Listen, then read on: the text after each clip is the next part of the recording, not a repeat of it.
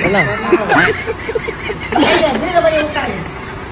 Dapat kita bayar. Dia dah bayar hutang ni. Dia tahu. Bocor ni. Dia orang tengah meninggal baju. Dah 5 tahun. Kalau baik-baik. Ada hutang Alu.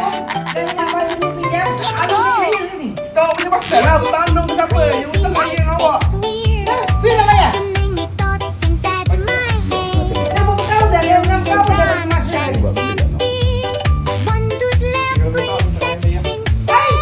Oh, mana ayah tu hutang ni? Ni ayah.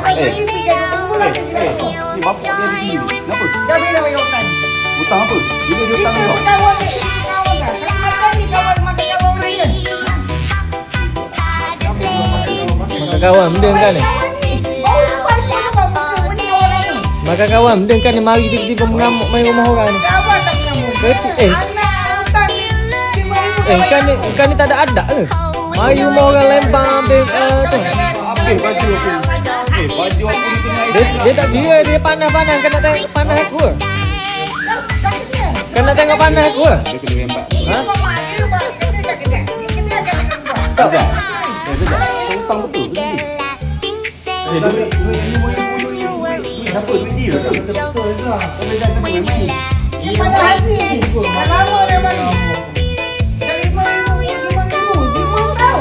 Pergi sana tak ada motor. Pergi sini tak ada. Elak. Akhirnya hari ni dapat dia motor kat sini. Dah kita. Tak tahu apa gitu. Kau jangan nak susik lah motor dia. Kalau tak ada motor dia. Bukan berani.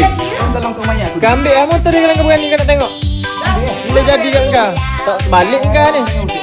Kau mari dengan tak ada adab macam tu. Kau mari dengan tak ada adab macam tu kau sentuh motor dia. Kau nak tengok kau nak kena lempang nak kat sini. Ha. Cakap elok-elok. Tidak. Tu ngajak ni. Betul-betul ni. Bukan duit dia tahu. Kau punya duit dia. Lah, benda masalah kan pinjam motor. Pinjam berapa ribu? Duit tu dah punya 3,000. Kan dia pinjam 3,000 sampai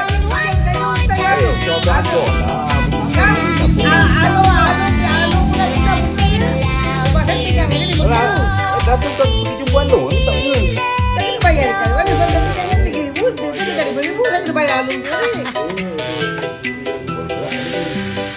tak apa. Tak macam mana lah. Kau nak kau kena tunggu lah. Kau ingat kita orang ada duit tu. Jual apa yang ada? Ada jual Suka-suka. motor. Tak macam ni. Macam ni kan dia sekarang ni kan nak dia bayar macam mana? Bayar ansur boleh? Bayar so Alung tu. Kalau kau nak dia bayar 5,000 tu kau memang tak dapat ah. Kalau bayar ansur boleh. Kalau Alung tu kan bayar so dia naik lagi bunga lagi tinggi. Tak apa kau bincang dengan Alung tu macam mana? Takkan kau nak suruh dia bayar 5,000. Kau abang yang pinjam Alung. Tahu tak Alung datang rumah dia chat rumah saya habis dengan chat warna merah semua tu. Tak apa Dah, lah. dah, dah, Macam ni dah, ah. Macam ni ah. Nanti aku bincang dengan dia. Nanti aku bayar bincang kat kau. belah.